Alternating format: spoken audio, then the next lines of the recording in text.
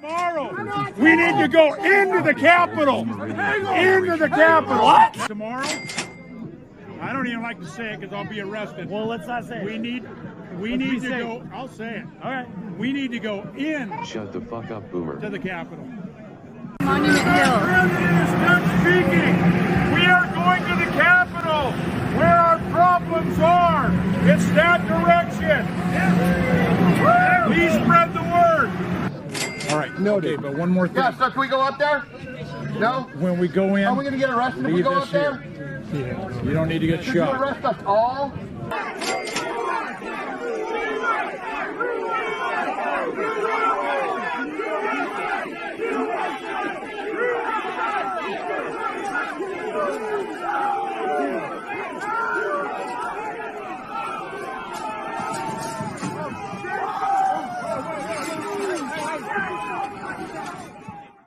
Good evening, Ape Nation. Guys, what's going on? It is Wednesday, January 26, 2022. And currently right now in after hours, we're about 15 minutes after market closed. We're down about a percentage point, a little more. AMC closed today at $15.94, just under $16. And I know I started this video with an introduction about January 5th and 6th with Ray Epps, and we're going to get into that. We're going to talk about it.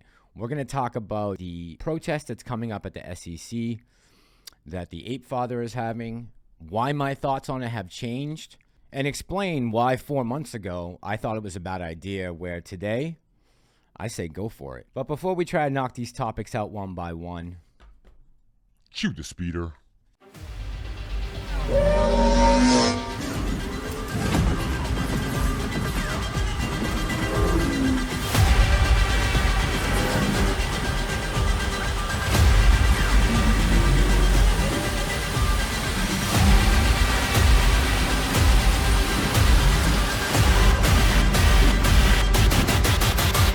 This is the way.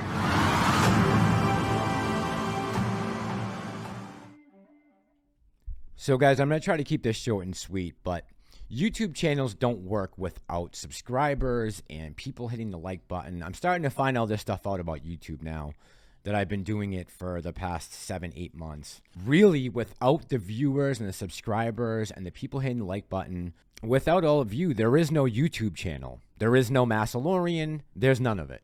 All of you out there who have been consistently rocking with me this whole time and holding this stock with me strong, I'm just humbled by the amount of support I've gotten from the community. And the only reason why I'm still even talking about AMC is because I have a heavy position invested into it. I believe in the movement. I believe in the stock. I believe in the squeeze. I believe at some point there is a reckoning coming. I don't know when it's going to happen. I don't know what will spark it, what will set it off. But I do believe it's coming, and I'm appreciative to have such an amazing community behind me. It's the only reason I've been able to hold this stock as long as I have. Now, a few months back when the Apefather announced his first protest, I was against it. I came out, made a video, said I don't think it's a good idea.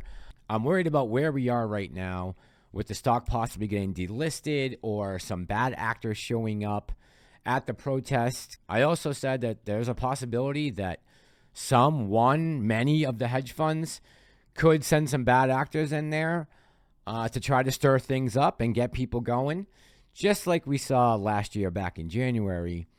And to this day, Ray Epps still hasn't been arrested for inciting all of that violence on January 5th. So if things can be this blatant and people are getting away with it, imagine what they could do to a smaller protest where possibly there won't be as much media attention or cameras flying around. Think about what they could get away with. Now, since then, the game has completely changed. The last time we were talking about this protest, we closed the day on September 10th at $49.99. If you notice the chart, we've been on a slow, steady decline ever since then. So at this point, I'm wondering to myself, what do we have to lose? It can't get much worse than it is right now. And no one, I mean no one, is getting our back. The mainstream media, the SEC, the DTCC, Congress, they've all abandoned us pretty much at this point. I don't know what Gary Gensler is going to pull out of his hat this week, but I'm not expecting much. So for me, What was going on 4 or 5 months ago and what is going on now are two completely different scenarios. The game has changed, and I don't think in any way, shape, or form could this hurt us any more than we are hurting right now. Now, some of you guys might find this interesting, some of you might not, but this article from the BBC back in 2019 is entitled "The 3.5% Rule: How a Small Minority Can Change the World." And we see a picture here of some protesters. I believe this is Tahrir Square. And I just want to pull a couple excerpts from this article. I'm not going to read the whole thing to you. But here highlighted, he says, David Robeson in his article, in each case, civil resistance by ordinary members of the public trumped the political elite to achieve radical change. There are, of course, many ethical reasons to use nonviolent strategies, but compelling research by Erica Chenoweth, a political scientist at Harvard University, confirms that civil disobedience is not only the moral choice, it is also the most powerful way of shaping world politics by a long way. Looking at hundreds of campaigns over the last century, Chenoweth found that nonviolent campaigns are twice as likely to achieve their goals as violent campaigns. And although the exact dynamics will depend on many factors, she has shown it takes around 3.5% of the population actively participating in the protests to ensure serious political change.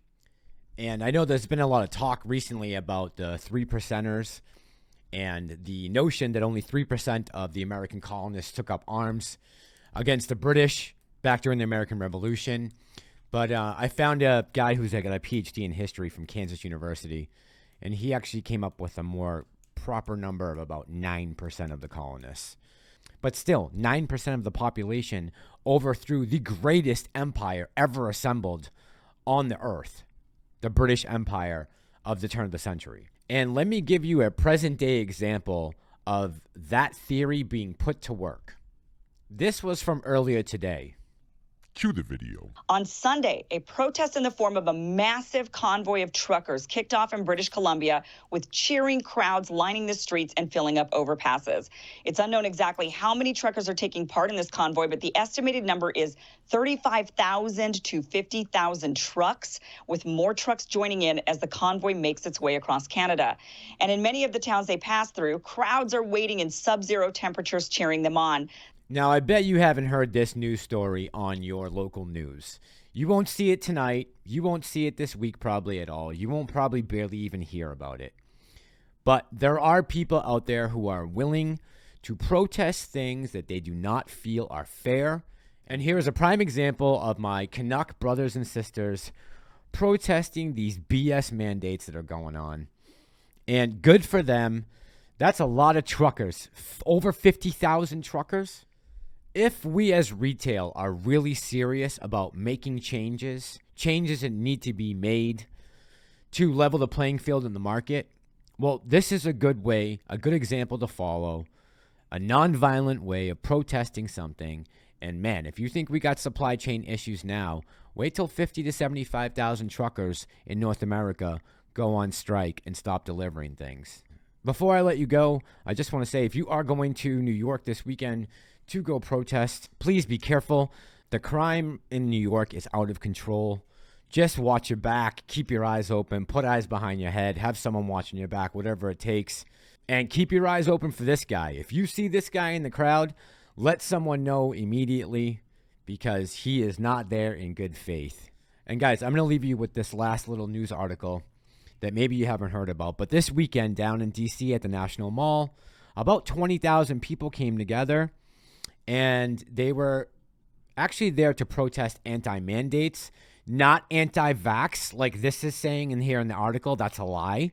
They were actually there for anti-mandates, which is my biggest problem too. I don't like the mandates. I don't mind the vaccine. If you want to go shoot yourself up all day and night, go for it. I say you load up on the juice. Get it in good. But it's not for everybody. But there was a post on Twitter that I found was very interesting. So I don't know who this person is. It's just a thought is the Twitter account. But she wrote, "Defeat the mandates DC," which is what the rally was called. So again, defeat the mandates, not the vax. Is about 40% Trump supporters, 60% hippies in drum circles. I don't think the establishment will like the idea of us uniting too much. And this is the thing they fear the most. Why do you think they continually try to put this wedge and split the country? I think very soon we're going to see that the culture war going on right now is going to turn into a class war. It's not going to be all about these ideologies and woke politics. I think we're coming to a point when the left and right are going to start to see how much more they have in common than they actually have that differ them. And when that happens, elites and establishment, look out. And what commonly happens when the left and the right start to have some of the same ideas, some of the same issues with the upper class, the elite, the establishment? Well, I believe in the Twitter post, I found the response that I was looking for. And it's from Kane right here. And he says, they see us uniting. Now time to start a war with Russia to divert attention. I don't know whether that's true or not. Let me know down in the comments what you guys think about the protest. Do you think it's a good idea, a bad idea? I'm interested to know. And guys, just so you know, I'm going to try to get a live stream going on Sunday night so we can get some back and forth going between the community and myself. I'm going to try to start doing it every Sunday going forward. I think it's important that we keep the dialogue going on both sides of the issue. All right, guys, I'm going to let you go. I hope you have a great rest of your evening. Hopefully tomorrow we'll see a little bit of a bounce in the market after the Fed. But I'm not holding my breath.